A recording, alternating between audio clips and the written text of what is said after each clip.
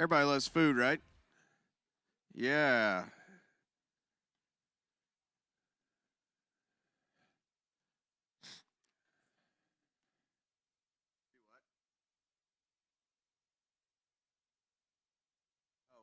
Did everybody get a copy of the papers they were handing out the door? Got one of these big, giant, long, really, because that's what you want. One more thing to do. You're welcome. Everybody get one of these. Everybody's good. All right. I'm kind of going to explain these to you real quick.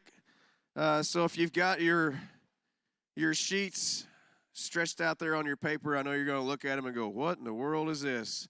So this whole conference that we've been doing with you all is geared around what?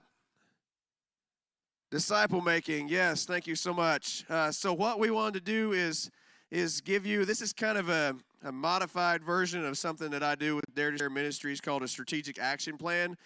We fill one out every year to kind of help keep our ministry aligned, to keep focus, and that way we don't just look like we're chasing a bunch of rabbits all over the place. And so we wanted to give this to you as maybe you're just here as someone who's wanting to be more of a disciple maker. Maybe you're not leading a ministry. Maybe you're just attending a Sunday morning small group or a Wednesday night deal, or I don't know what it looks like for you. But either way, no matter what you're doing in the church, you are a disciple. You have the opportunity, the availability to be a disciple maker. And so one of the things we want to do is give you this strategic action plan. If you look at it, it'll be broke down into months. You'll see January to March, April to June, July to September. And so what we're wanting to give you is just what can I do in those months to be a disciple maker? Maybe you're here with your family. Maybe you're wanting to be more of a intentional disciple maker inside your house. What can I do in these 3 months to make sure I'm advancing my children to get them maybe from chair 2 to chair 3? What am I doing to get them into chair 4? Because you can do it. My 13-year-old son leads a disciple-making program on Thursday mornings at the school. My daughter just kind of handed that all down. She's graduating this year. But just things like that we can do with our kids to push them. Maybe you're here and you're a ministry leader. Maybe you want to figure out, what can I do in these 3 months to get my ministry more focused in advancing up the 4-chair mindset? Are you tracking with me okay?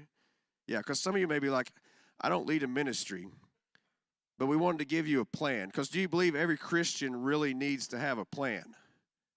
Yeah. And so we want to give you that opportunity to write down some ideas. We want to be able to give you those groups. If you want to go back where your breakout sessions were, that way you got some more place to spread out with your people and kind of talk through this. And because we've got some people in the crowd that can come help you walk through this, because I introduced this to our staff when I first got here, and trust me, it's overwhelming. And so we want to make sure that this is something that it's not a really overwhelming, mind-blowing thing. So we've got 3 goals for you to lay out in the month of January to March, April to June, July and September. And then off to the right, you have things like, what can I do to help implement these things? How can I get my children to praying more? Well, maybe you just need to write down praying with them. How can I become more of a disciple maker? Maybe you can just write down like what Doug laid out for us here. I need to study the method and model of Jesus more intentionally. I need to look and study and see how Jesus did this. And how can I apply this in my home, in my work, in just myself? You can be a little selfish on this. How can I build myself? Ultimately, we want you to stay, you see up in the right-hand corner, how many of you believe Christians love, churches, organizations love acronyms? Oh, we'll acronym you to death, okay? So you see up in the left-hand corner, this is great. This is what I tell every ministry leader for your ministry. I would align it, everything you're doing up with this. Is it God-honoring? Is my events, my outreach, if it doesn't line up with all of this, I don't do it. If it's not God-honoring, I'm not going to go do it. Is it radical? Is it going to be something that's outside the norm of everyday church life? Because basically, right now, if you just go up and tell somebody Jesus loves them, you're living a radical lifestyle as a Christian. And that's pretty sad, isn't it? Yeah. What can I do that's radical in my house? What can I do that's radical at my work, my ministry? You get to choose what that looks for you, like where your walk is inside the church. Do I know exactly what it is that I want to do? Do you have a clear picture of it in your head? Is it achievable? Can I do it? Can I pull it off? And is it time sensitive? How much time do I have to get to where I want to get to this spot? We want to make sure that everybody that's represented here from every church today has some kind of an idea of a picture or a bold vision. Because I think that's one thing that's really lacking in a lot of ministries today. We're not really laying the vision out for our people. We may be teaching a class, we may be serving somewhere in the church, but we've not really gave a vision of what can happen with our Sunday morning small group. We've not given our people a vision of what they can do. I was telling them a story about a friend of mine that we went out to a coffee shop with another guy that was involved in ministry. And we shared the gospel with a guy and actually led a guy inside there to Christ. And this guy who's involved in a very formidable, very prominent Christian organization goes, I didn't know you could do that.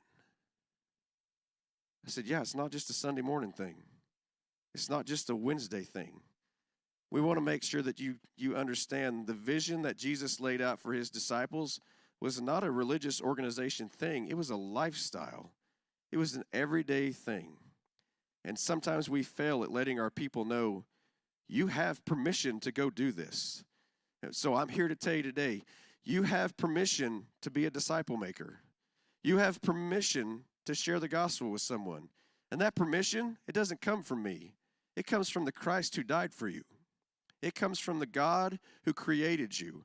He's given everybody in this room the right to be able to lead someone to Jesus. He's given you the right to spend time with someone, invest in them to make a disciple who makes disciples. But we choose whether we stretch our brain a little bit outside the box and start thinking about how I can do more. Now, I know more sounds like you're going to have to work harder. It's not really. Sometimes it's just, how can I be more intentional? As I talked to a lady the other day that was taking her kid to the dentist, she's like, yeah, I got to go do checkups every so often to make sure their teeth are good. I said, awesome. How often do you check up to make sure they're reading their Bible? How often are you checking in on their prayer life? Do you value their tooth decay over their soul decay? I'm just trying to get real with you where we are with everyday life. On the back side of it, you'll see our ministry outreach. It says your ministry reach is your ministry area, influence, neighborhood, towns, people groups, demographics, etc. Where is your reach? Jot down where you exist and how can I invest a disciple-making lifestyle in that. Maybe it's your work. Maybe it's if you're a student here. Maybe it's your school. Maybe it's your hobbies. Maybe it's the gym. Everybody in here has a different area of influence where you can start making disciples who make disciples.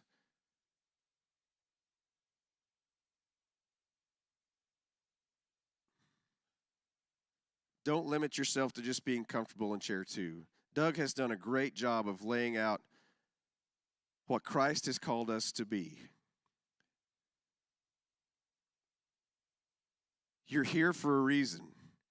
You're here because you felt a need to take your Christian walk further. And that's what I want to see you do. That's what I want to do. There's some things over this weekend that I was at pretty much the same training last week in Florida and brought it here. And there's still stuff that was brought out that I went, oh, yeah, I need to get better at that. I need to make sure I'm being more intentional in this. We've also give you another sheet. It's for my friends at Dare to Share Ministries, the 7 values of a gospel advancing ministry. If you can take that and study that, implement it into your ministry or your disciple-making groups, trust me, you'll see it take off like it's on fire. Anytime you're involved in Jesus, prayer. Can you go wrong? No.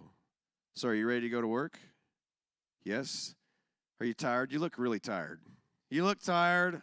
I mean, I'm not talking to the ladies. You look beautiful. Guys, you look tired. You look really tired. I'm tired. My voice is about gone. It's just it's sauce time. So we'll give you the opportunity. Get to work. Get to thinking. Bounce stuff off each other. Pull things out of each other. Awkward is awesome. Get crazy, get nuts with it. Use colored crayons if you need to. I don't care what you do. If you're OCD, whatever kind of D there is out there, just do it. Are you tracking with me? If you got questions, come find me. If you got questions, I know Nathan Smith's over here. He can help you out. Jason Lamb, trust me, I didn't put Lamb math on there, so you're okay. Any of these people would, yeah, they're laughing because they know what I'm talking about. We want to help you be successful in this. And so if you've got questions, you need some things walked through, come hit us up. We'd love to help you get this thing filled out. Nate Gillen's here. He's filled out 1,000 of these things before. Once you get one down, it flows so easy because then you have an outline and a structure and you kind of know what's expected from you. Everybody good? Okay, Jason's good. We're ready to go. So if you want to go back to where you were doing your breakouts, you're more than welcome to do that. Because if you're a ministry team, we want you to sit together and talk and collaborate and take this back to your church and set it on fire. Not literally, unless there's that old building you wish would burn down. Okay, get to it.